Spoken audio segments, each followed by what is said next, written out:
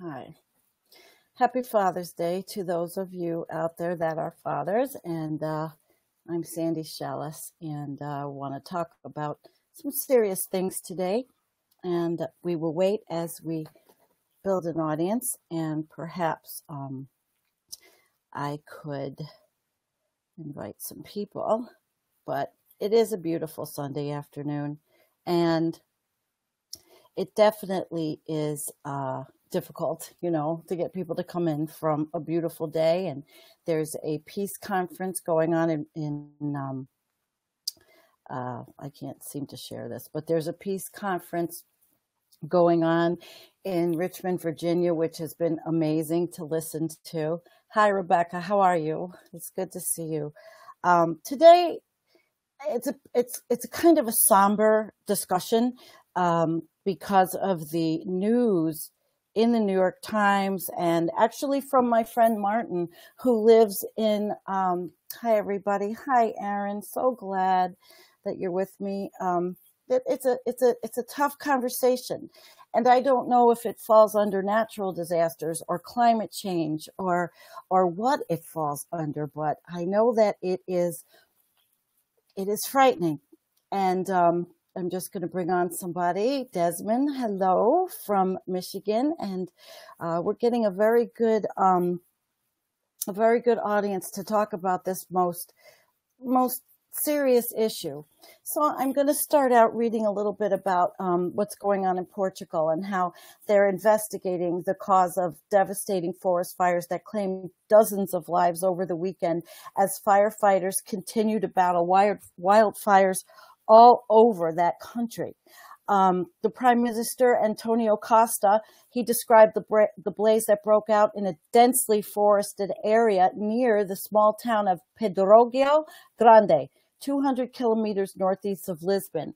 And I'm going to play a couple of clips from my friend Martin Hutchinson, who lives in Portugal and has a Facebook page, but he also does YouTube videos.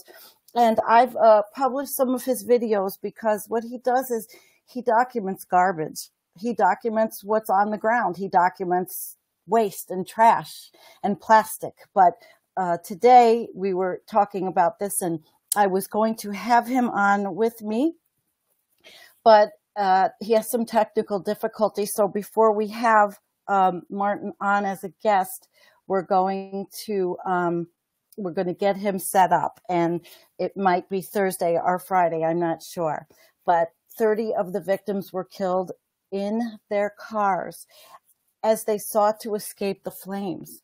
They could not get out of their cars. This is just the worst of the worst. The bodies of 17 others have been found lying on or near the same stretch of road. It was in the New York Times. At first, I wasn't sure if this was in the mainstream media, and I'm going to post all this afterwards. There's film and photographs of the blaze and burnt out cars and forested hillsides engulfed by flames, burning farmhouses, and firefighters struggling in a heat wave to control a blaze fanned by strong winds. And this is where I'm going with this. I don't know about the weather enough in Portugal to say that this is normal heat. I don't think it is. And I'm going to play the first clip from Martin, and I hope everybody can hear it. Let me know. I'm going to put it right up by my microphone. And go ahead, go, Martin. The fire is, like I say, it's 200 kilometers northeast of Lisbon. Basically, I started late yesterday afternoon. We went through the night. But where it is in rolling hill areas, not mountains, but rolling hills. There's a lot of farming and small villages. And it's so dry here this time of year. It's incredibly dry in April and May. And no one says how it's been caused yet, but I wouldn't be surprised if it's cigarette butt, because the amount of cigarettes you can see just thrown out everywhere in these streets is incredible, absolutely incredible. Well, that's the first one. I hope you could hear that. That was Martin Hutchinson. He is a really good person. Martin, actually, of course, we've met online, and Martin rode a bicycle all over the world, 9,700 600 miles, something like that. And he is amazing. And he has a dog that he rides now, a recumbent bike, and he carries his dog Starsky. And I'm going to play the next clip. The coastline of Portugal is absolutely beautiful. The Algarve, the southern part of Portugal, is beautiful, and the coastline coming up the coast of Lisbon is quite good. But it's only got 10 million people, and it's a small country, but it has a lot of open space as well, and sort of like not quite areas where you can just forget what goes on in the world. But it also has a lot of contamination too with this fracking that's going on, and the amount of rubbish is being dumped everywhere. It's incredible. There's lots of other things going on, rivers and everything else as well. Well, if you could hear that, I'm really glad you could hear that, because I would have really liked to have him live with us. But anyway, Rebecca says it sounds like an anomaly. And, yes, it does. It really does. And so I think one of these things that we're going to have to go to next is researching that climate and to see if this is a result of climate change. I mean, he said it's been very dry. He talked about the months there, but we're so attuned to our own country that I am branching out to the world. I am branching out to the world. Let's see. The head of Portugal's investigative police said the blaze appeared to have been caused by a dry thunderstorm, and he ruled out arson, so we don't know. Everything indicates that the fire was started by natural causes. We have even found the tree that was hit by lightning. Lightning from dry thunderstorms in which rain evaporates before reaching the ground is a common cause of wildfires and can also cause strong surface winds that fan flames. And that is what Martin was talking to me about earlier, how it's just heat flames. And I will tell you, another friend of mine who, Hambone Littletail from Humpty Dumpty tribe, he's in New Mexico, and he did a video the other day, and he was actually sitting in an area that showed in the distance the flames from the New Mexico wildfires. And the heat, he said, at night where he is in the desert usually gets cool, and the heat was searing and it was blowing towards him in the wind. So there's a lot of things that are going on that I think sound out of the realm of normal.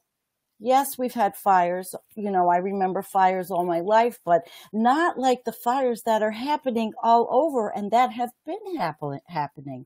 And this is definitely an area for research. And this is where I'm going to bring professionals on in the climate change arena, which is what we've been doing at Environmental Coffee House.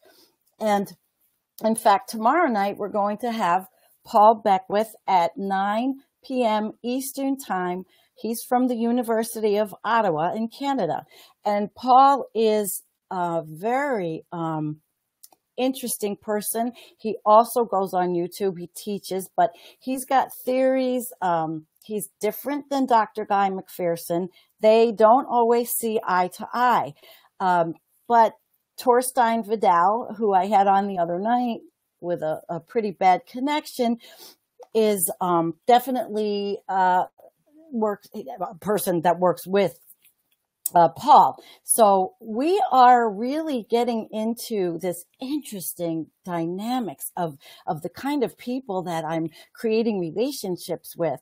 And we're still doing activism. Roger's out there, and I don't know if he's going to go live today, but he's with the sloop, the Hudson River sloop in New York. And he's been doing his activism things, and what he's thinking of doing is getting a camera and doing videos for our YouTube channel.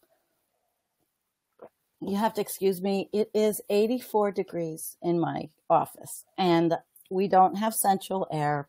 We have windows and fans. So to get back to Portugal, I'll read a little bit more.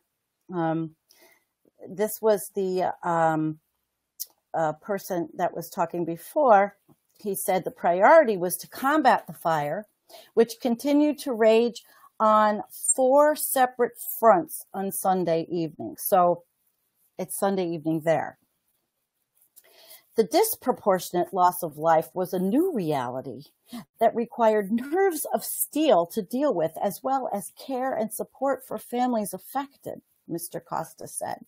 And about 700 firefighters continued to fight this Pedrogao Grande blaze. However, officials said residential areas were no longer at risk. Let's hope so.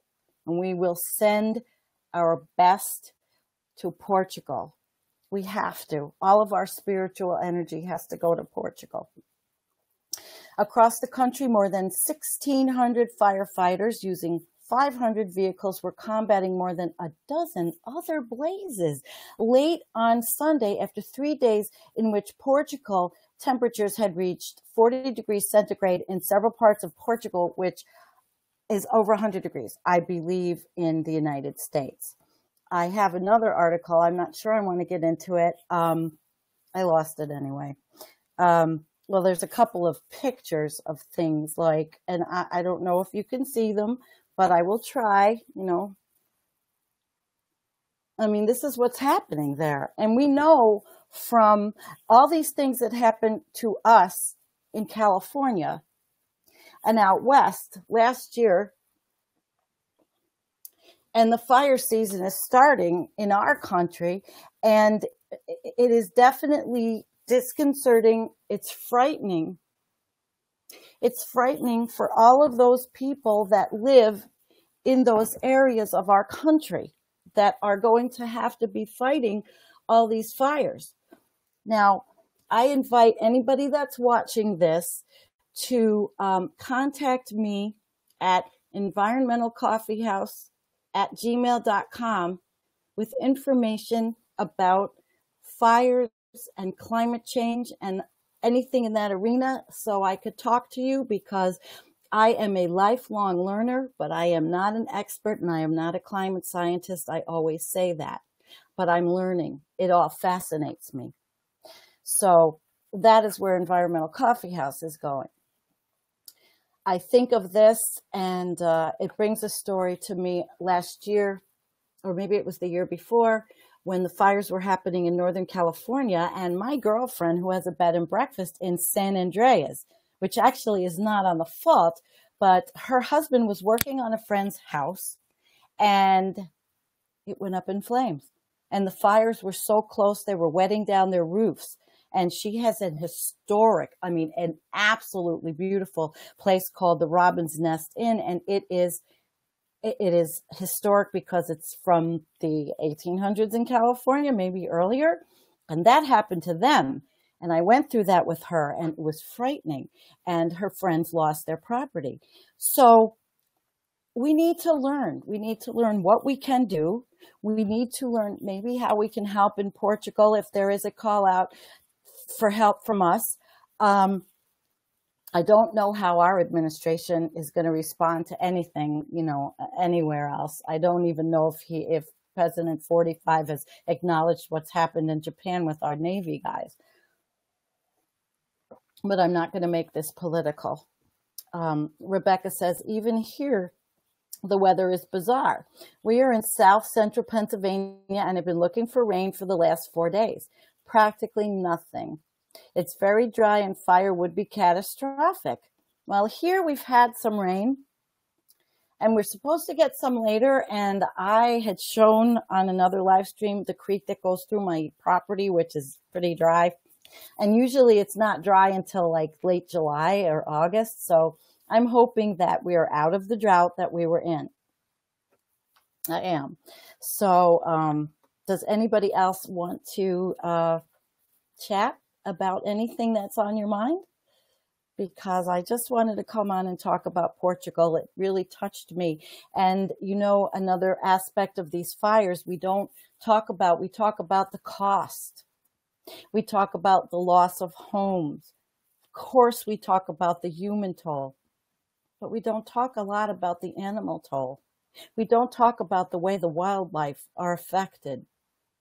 That always comes to my soul, because the animals are innocents in all of this human destruction that we've brought upon the earth. The innocents. and the innocence, like the polar bears where the Arctic is melting, and I'm reading and watching and seeing what's happening. And I really don't mean to be depressing. It's just like I have talked about before, I'm not depressed. I deal with this day in and day out. And what we do is it's just the part of grieving for what our is going on our earth. And there's 5 stages of grieving, which I'm going to talk about again. I'm going to come on because I think that what we do here at Environmental Coffee House and what the articles we publish are very emotional. And I do have training in some areas that I think we can also start discussing how we handle our grief and how we process this information so that it does not stop us from doing what we have to do on a daily basis and being activists and working locally to make change. We can never stop. We can never stop. And no matter what anybody says, I'm just going to move this a little bit, what any climate scientist says about the end or what's going to happen, that affects us. We act as if we go on. We do the things we're doing because we love our earth. We love the earth. And so we'll be doing some more of that. And I'm looking to bring on possible experts in the field of grief counseling in the environmental arena so that we can learn how to deal with our emotions. And I don't ever want to leave everybody just hanging by what we publish and what we bring on. You know, it's meant to educate and it's meant to spur discussion, but it's difficult every day to find the positive news articles. Although the positive things are the science of mitigation and sustainability. And we will be doing interviews with a couple of other interesting people, a new company I found called Power, and their whole thing on how they're selling their solar industry. And then Philip Hardin, who had contacted me a while back, and we published his stuff on biofuels. So we have some really interesting things coming up and some really interesting people. And I'm hoping that that is going to keep you coming back so that you can learn along with me. Learning along with me, I think, is a really noble cause because, as you all know, I've told you all I was a human resources professional, but I've done so much. I've done mediation and I've worked with people, that were upset. I mean, I have a background where I think I can pull things together that will give us support and keep going so we can do what we have to do every day of the fight. And also be able to separate ourselves from some of that grieving and look outside and look at the flowers and look at the trees and look at the wildlife and know we have been part of a wondrous and joyful path in our lives. This journey's not over. Sometimes I think for me, it's just starting. Rebecca? Yes, we all grieve in our own ways. It's healthy that you realize that, Sandy. Oh, of course. I could never say to somebody it's cookie cutter how we feel at all. I had a gentleman on my YouTube come in and he is outraged. He's outraged at what's going on in our climate, in our world.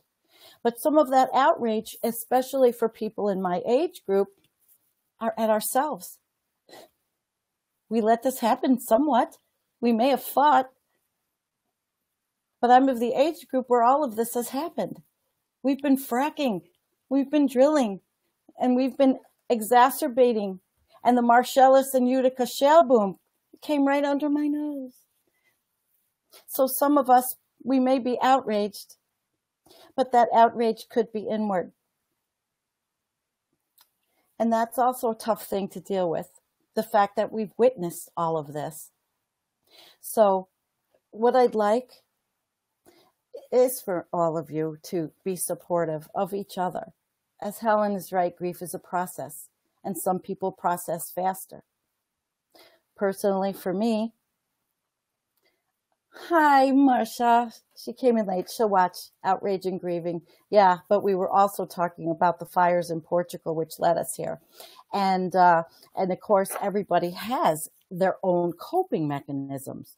There are very many coping mechanisms, and that we can actually do some shows on coping mechanisms in the environmental arena. So that's where we're going. And I'm really happy that there are a lot of people that are coming on board along with me and Roger, along for the ride, along for the journey, because it is a spiritual one. It really is. And the things that all of my peers are doing, going to the peace conference in Richmond was amazing. And I was watching Claudia and Jackie and Debbie, and, these are my peers. And of course, Environmental Coffee House is much more, we're a little, more narrow focused on the earth, the environment, and climate change and activism in pipelines. But, the only politics I talk about are the politics of 45 in his administration as it pertains to our environment. I think that is a huge, huge thing, and it's enough for me. There are those out there that are dealing with all of the political ramifications of everything that's going on in our country and in the UK. And I let those people deal with it because they are in the know. And I am not. I learn from them. So I think we've had a pretty good one today. And it will be a journey. So we're going to take it together. We're going to talk and understand about our coping mechanisms. And I believe the woman's name is Carolyn Baker, who I would really like to have an interview with. She is working in this. Definitely. Hello, Antonio. Thank you for joining. But Carolyn Baker is definitely in this area. She does podcasts and she has a website, and I put her stuff up also. And so we need that. We need to understand that ourselves and that what we do and how we get our feelings out through our heart. We need to do all of these things so that we can go on every day.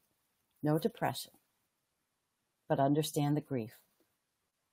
So let's say any kind of spiritual prayer, any kind of prayer that makes you feel better for the day, for our people, our fellow people in Portugal that are suffering. And maybe there's something we can do financially. We don't know yet, but I'll find something. Okay? So don't forget to join me tomorrow night with Paul Beckwith at 9 o'clock Eastern Time, University of Ottawa. This should be a very good conversation where we got off with Torstein about the Arctic shelf and how to understand the ramifications from a scientist and not just reading it in National Geographic. So thank you again for joining me. I love y'all. Peace. And I need to go out and plant some flowers with my husband. Thank you. Okay. Bye.